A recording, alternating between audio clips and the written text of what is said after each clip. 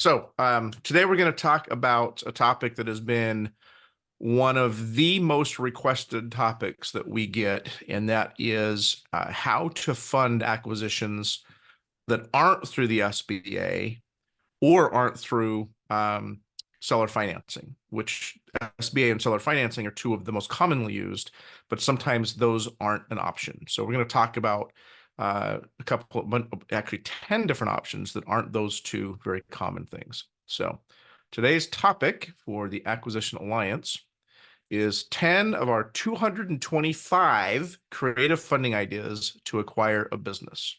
All right, so let's get started. All right, so number one is RBF, or revenue-based funding. There are a number of entities out there that will fund based on the revenue of a business, and they take their money from the future revenues. This mostly works for online businesses, digital businesses like software, e-commerce, etc. But the cool thing about this is generally there's no credit checks. There's no anything like that. You can leave the money really quick. Basically, it just they need access to your Stripe account or your e-commerce account, and they can calculate the amount of revenue that you've been receiving for a period of time, and then they'll fund based on your past revenue, and then they take the money right out daily out of your future revenue. So revenue-based funding is a really good option for raising quick funds without really any kind of qualification or anything else. Number two is IBF, inventory-based funding. So if you're looking at a business that has a lot of inventory, so again, it could be a retail establishment, it could be like an e-commerce business, it could be something that has a lot of inventory. You can get inventory-based funding where the funding is actually put against the inventory as collateral. So if you've got a business with a lot of inventory-based funding is an option for you. Next is asset-based funding. So ABF, asset-based funding is funding that you can secure against assets in the current business. So for example, if it's say like a construction business and there's a lot of heavy equipment, bulldozers and dump trucks and tractors and things like that that are assets, you can secure asset-based funding against that business to help acquire it. Nice thing about that, again, is that it's usually pretty good terms because they've got kind of liens against your assets and it's a low barrier to entry to get that funding. Number four is an earn-in, also CFE, or consulting for equity. So if you're not looking to acquire an entire business, but maybe you're looking to acquire a minority stake in a business and you have a particular skill set, you can often do what's called an earn-in or a CFE deal with a business. So a quick example would be, let's say you are an accountant and you come across a business whose finances are a complete disaster. Instead of charging cash for that, you could say, I'll come in, we'll get your books cleaned up, we'll get your everything put together, and instead of charging cash, we will take equity in your business, which will pay you dividends over time, as well as hold that equity in case that when that business is going to exit. And you can do a CFE or earn-in.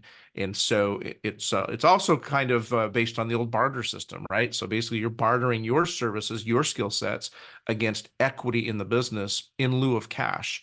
Now, I like to do earn-ins and CFEs as a hybrid. So a little bit of cash, because you got to keep the lights on, and a little bit of equity, and everybody can win. So that's a great way to fund a deal to acquire a business.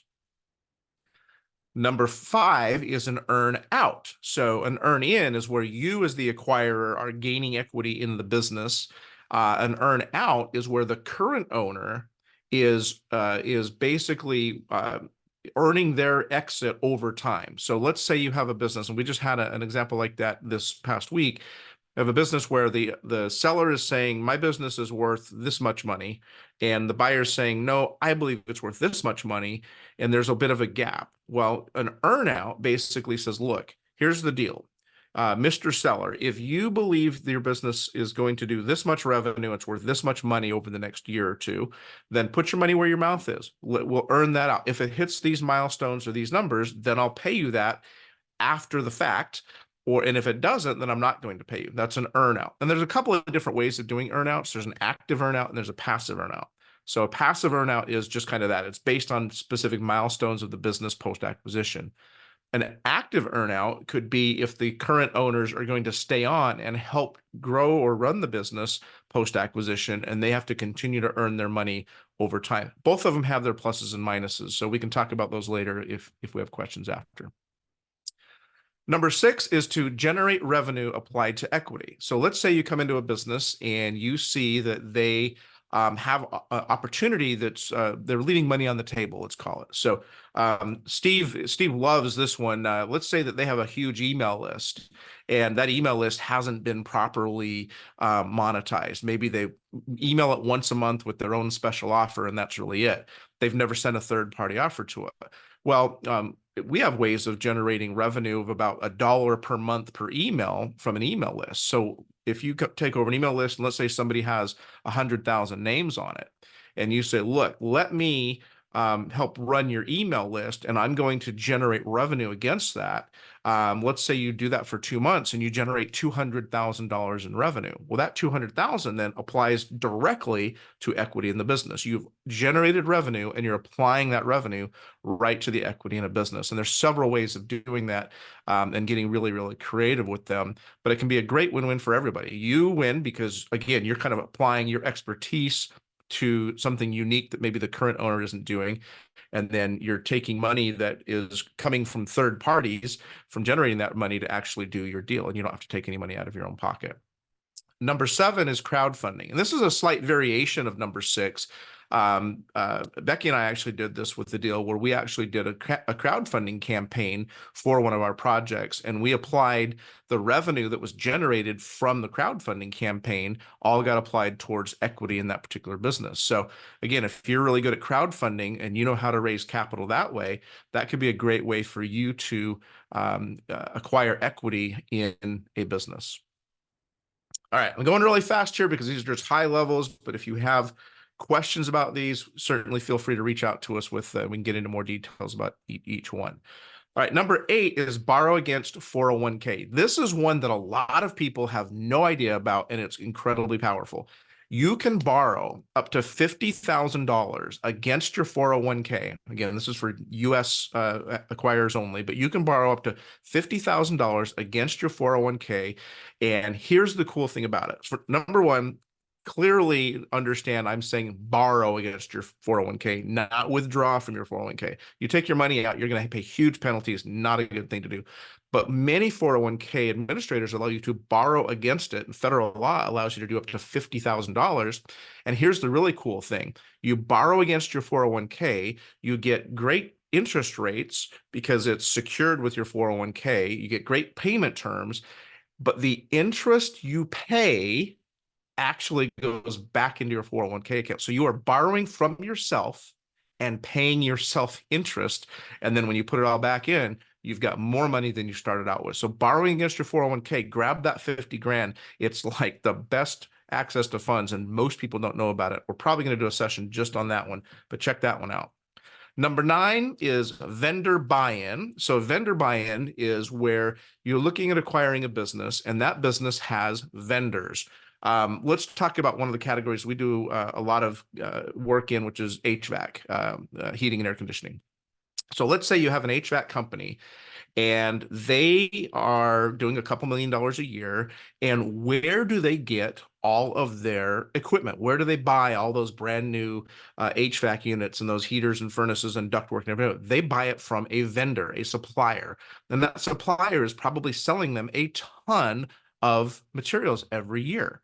Well, what if you went to that vendor and said, look, I'm interested in acquiring this business. They currently buy $1 million a year of products from you. When I acquire it, would you like to make sure that I continue buying from you in perpetuity? If so, why don't you invest with me, and that'll lock it up, and I'll always buy from you and at preferred prices.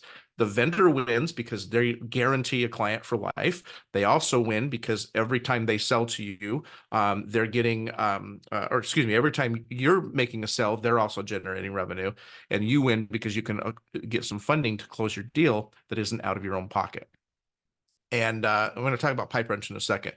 And number 10 is client buy-in. The exact same. Let's flip that scenario around. Let's say you own the distribution company and you have a client, you are the distributor, and the HVAC company is the one who is coming back and going the opposite direction. So if you're looking to acquire the distributor, you go to the HVAC company and say, "Hey, I'm interested in buying this distribution company. You are a major client of theirs. How would you like to own part of who you are buying from?" So it's the opposite direction. And that way, again, you own part of your own supply chain. You're going to get preferred vendor pricing. You're going to lock up the best deal and the best rates. You already buy from them anyway. How would you like to get a return on every dollar you're spending? So that's having the client buy into their vendor. So you can have the vendor buy into the client. You can have the client buy into the vendor. Pipe wrench, I'm going to throw that out there really quick, can be used with either one of those. And a pipe wrench is a really, it's controversial, but it can be used. So in the two scenarios I just gave, you're kind of giving that vendor or giving that client the option of participating in the deal in order to assure that they get the benefit from it. The pipe wrench technique is a little more aggressive version of that, which is basically saying, let's say on the vendor buy-in, you say, "Hey, Mr. Vendor, I'm going to acquire this HVAC company. They currently buy $1 million worth of stuff from you. I would like to give you the opportunity to help me fund that investment and lock in that client.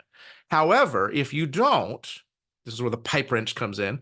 "If you don't, I'm going to be contacting your competitor and give them the opportunity." So not only do they lose the opportunity to buy into one of their major clients, but now they're going to lose that $1 million worth of business to their competition. That's the pipe wrench. It kind of puts a little bit of a squeeze on them. So you may or may not want to go that aggressive, but either one of those can be used with a pipe wrench. So those are 10 of our 225 creative funding ideas to acquire a business.